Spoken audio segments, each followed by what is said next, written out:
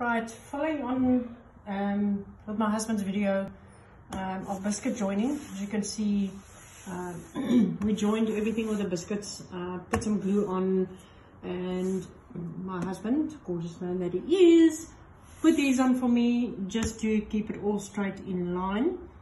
This is the back of the picket fence headboard.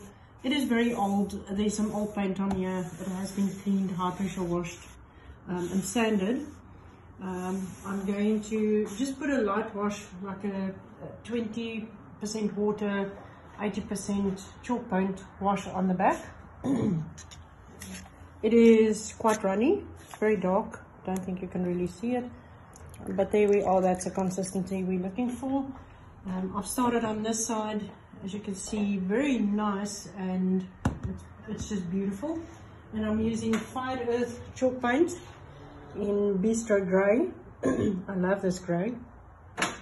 We're going to continue coating in a light coat, wait for it to dry, and then we'll put sealant on and we'll show you the other video as soon as it's done.